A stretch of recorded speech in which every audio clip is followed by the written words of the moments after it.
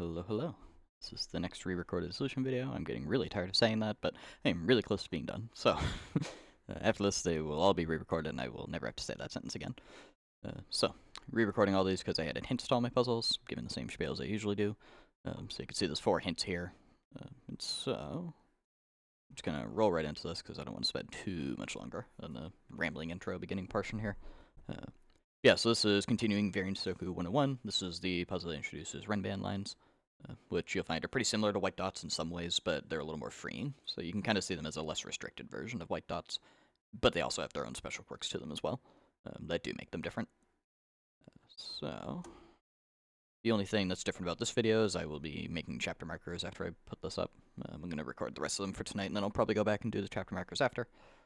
And those chapter markers will link you to where in the video each hint comes up, so that way you're not just clicking the hints over here and getting spoiled on a step you haven't actually looked at yet.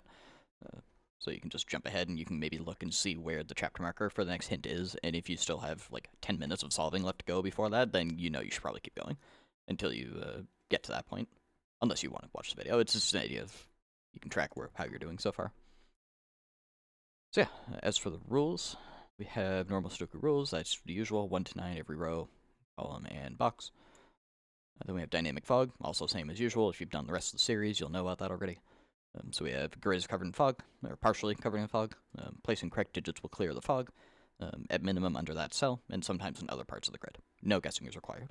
So do not go to the cell and just type in 1 through 9 until you get it right, and then you see what it may or may not be underneath it. And then the only other rule we have at play here is we're introducing the idea of a Renban line. So digits placed on purple lines must be a non-repeating set of consecutive digits in any order. So the in any order is doing a lot of heavy lifting there. We give an example, so I'm going to draw one in the grid. It's not going to be purple, but actually no, I can make it purple. So if we had a line like this, for example, the fact that we know the line is non-repeating is interesting, because even though this bends into a different box, this can't be the same as that digit, even though Sudoku rules will allow it. The fact that the lines, as you can see, it says non-repeating, means this is a distinct set of 3 numbers. Within that, they must be collectively a set of consecutive numbers. Now, we could have that be in any order, which is what that last part means. So we could have something like 5. That's not going to be a 5, obviously, but it could be 5, and then a 7, and then a 6 here. Now, that would be valid, even though they're not in order. We're not going 5, 6, 7, or 5, 6, 7. We're going 5, 7, 6. That's fine, because as a whole, those 3 numbers are a consecutive set of 3 numbers. A way I heard it explained pretty recently that I like and stuck in my head is if you take the digits on a Renban line and take them off the line and sort them in ascending or descending order, you should get a consecutive run of numbers. And so that would happen here. If you took these off, you'd get 5, 6, 7 sorted in that order, or 7, 6, 5.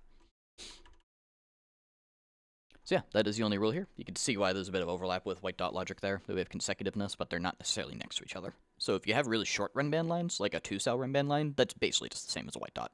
But when you have a longer one, it might be that, or it could be totally out of order. So, with that, I swear I am not getting better at this. I keep saying that I keep forgetting to load the hints, and then I keep forgetting to do it, so look away for a second. Okay, that is copied. Let me get the hints open over here.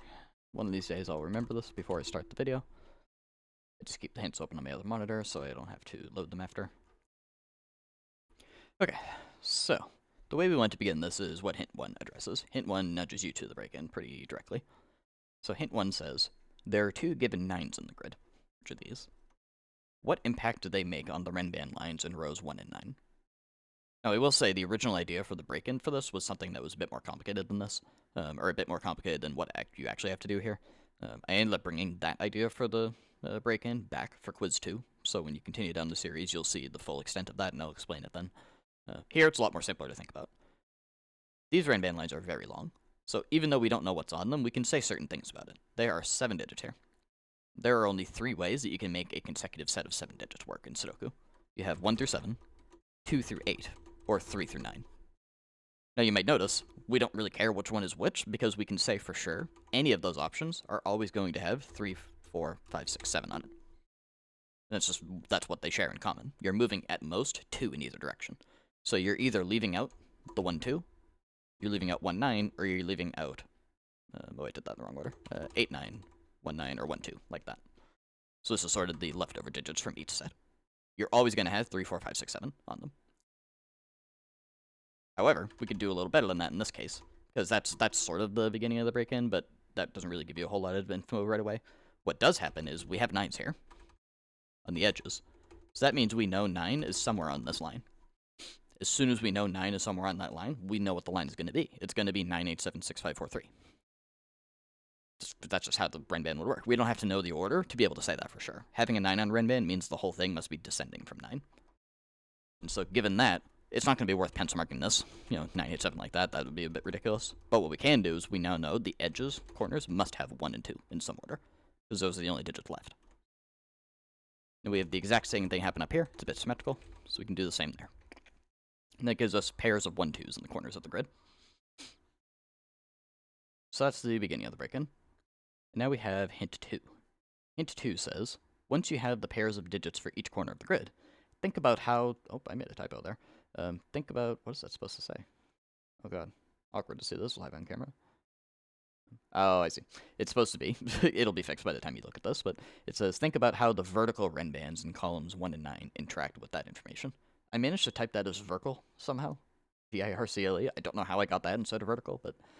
yeah, so think about how the vertical Renbans in columns 1 and 9, which are these, interact with that information, the pairs of digits. Well, think about it. Again, when you do Renban lines, you really have to think a lot about what could this number be consecutive with, and what might go with it. Now, if you have a 1 here, you have a similar effect as the 9s over here, that putting a 1 on a Renban immediately tells you the other digits are going to be 2 and 3.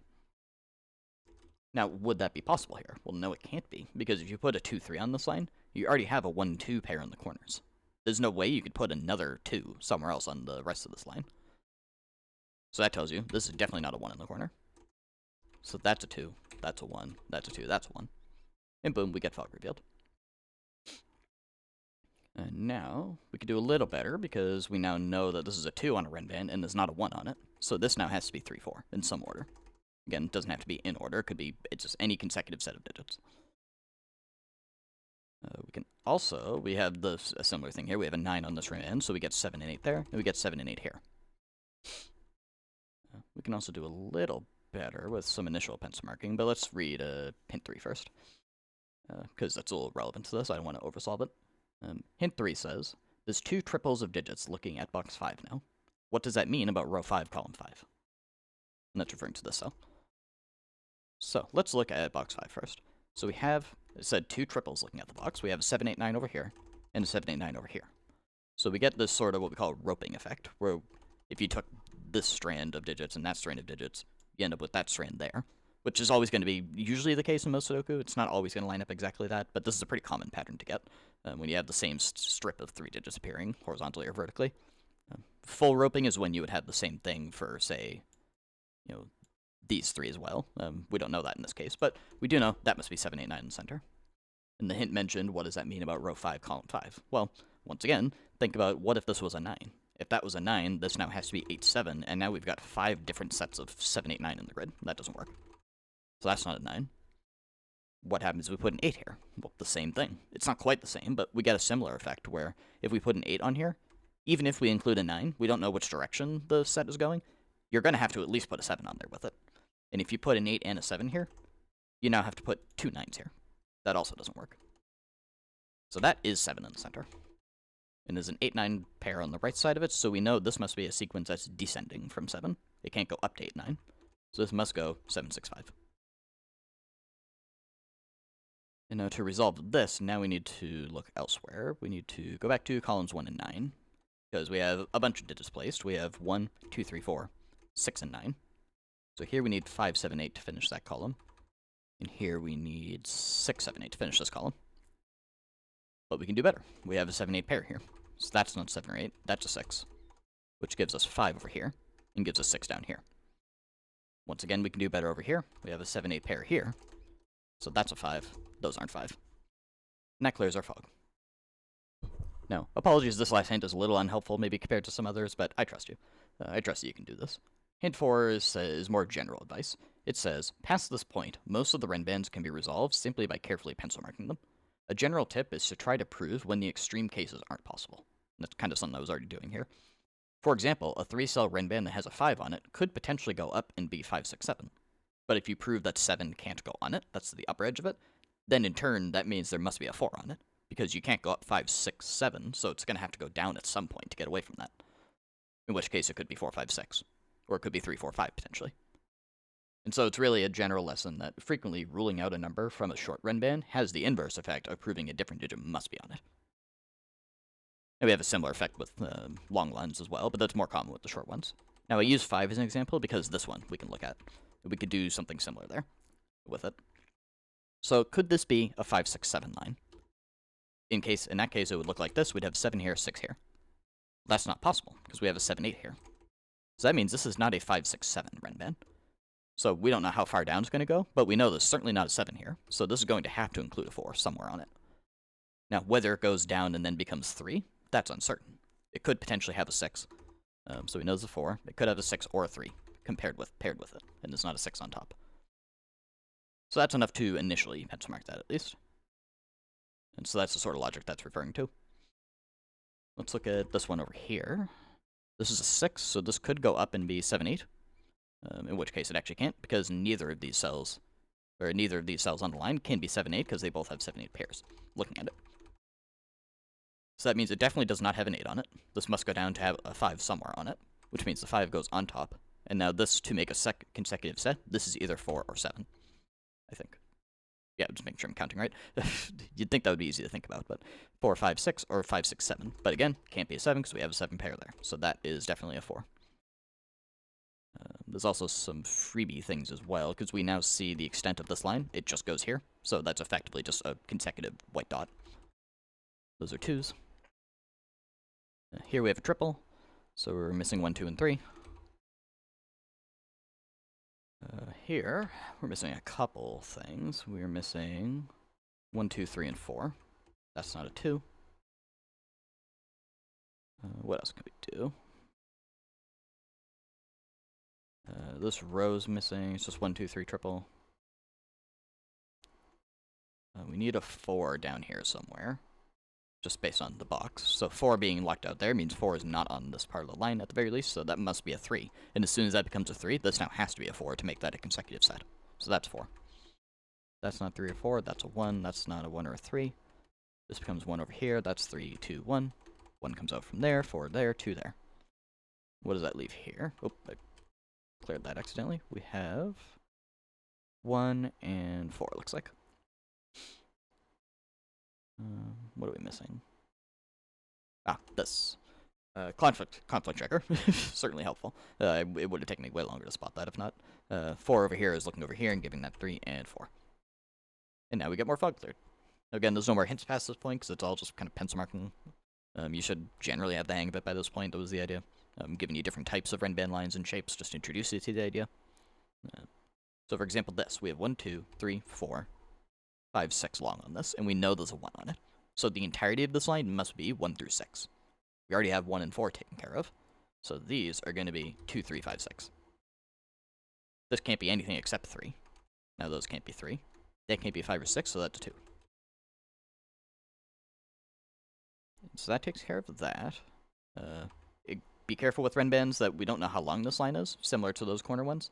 This could be a 2, or it could be a much longer Renban that maybe goes zigzags around all over the place here and ends up becoming maybe all 9 digits. In which case, we have no idea what this one's going to be. You don't know. All we know is there's a 1 here. So if there's a consecutive set, there would certainly have to be a 2 somewhere on it. But whether it goes further than just this point is uncertain for now. What we can do, though, is we can do a little Sudoku. This is going to be a little trickier to spot. I'm just going to jump to it now just to save you some time, but this cell is a bit weak. Rather, it has a lot of things looking at it that it can't be. So let's think about it. It can't be a 1. It can't be a 2. It can't be a 3. It can't be a 4. It can't be 5 or 6. And it can't be 7 or 8. So this just is a 9. Nope, that's a typo. That is a 9 no matter what. And as soon as we place that, that gives us not only this, which we now know is effectively a consecutive number. That must be 8. We also get this revealed, which means that is definitely a 2. And that gives even more numbers here.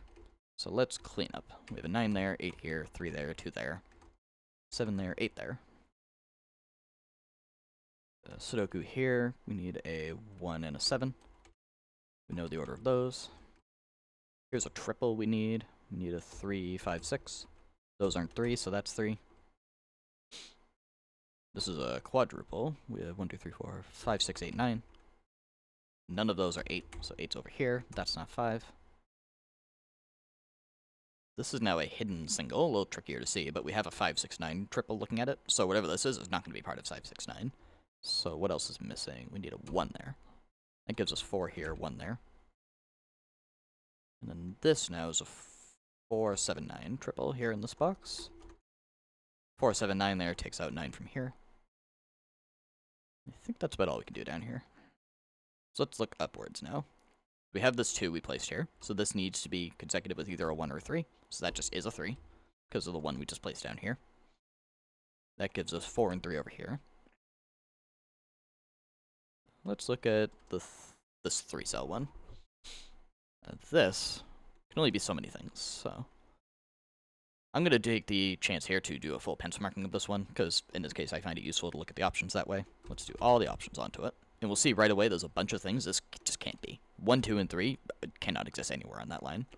Neither can 8, which by extension means there's certainly not a 9 on it. That already now gives us a digit here, because this can't be 4, 5, or 7. That must be 6. That means this must be 4. And what do we do to complete that consecutive set? Well, this has to be a 5 now. That gives 6, 5. 6 is out from there, so that gives 5, 9, 6 there. 5, 6 here. So let's go to the other remaining Renban. You'll notice that the long Renbans here really didn't have much of an impact past the beginning. That's pretty standard, pretty common. They end up helping prove uniqueness because they're all pretty long stretches of numbers, but the fact that they're all in the same row, they already couldn't repeat anyways. So what really mattered was the whole opening step with the 9s. Here, if you are coming from the rest of the series, you might remember when we had white dots, we had a certain trick we could do about evens and odd numbers. That's effectively a trick we could use here. It might not be at first glance easy to see what must go on it, but think of it this way. White dots, and in this case 2-cell Renbans, need to have an even and an odd number on it, because that's how any consecutive set of numbers works. We have 2, 6, and 4 used up already in this row, so this has to have an 8 on it somewhere. And as soon as that has to be an 8, it must be paired with a 7 or a 9. That's not 9, so that means that's not 7. Point is, this being an 8 somewhere on it means that's not 8 anymore. That's 7, that's 8. That bounces back and gives us 8 on the left, which means 9's on the right. That gives 7 and 8 over here. Now we just have Sudoku to wrap up. That's a 1. This quadruple here is 1, 5, 6, 7. So we know the order of all that looks like. This row is missing 2, 6, and 9. This is now missing 4, 7, 8. So 8's in the center, that's 7, that's 4. That's 9, 4, 7. And lastly, 3, 9 over here. That's 9 and 3. And so that finishes the Renban introduction puzzle. I like this one a lot. This is probably one of the favorites for the series, because I really like that beginning step. I think I might slightly like Quiz 2 a little more, because I like it even though it's definitely tough. But I like the break-in of that. I'm really happy I was able to get it to work right. Yeah, so that's the end of this one. Thank you for watching.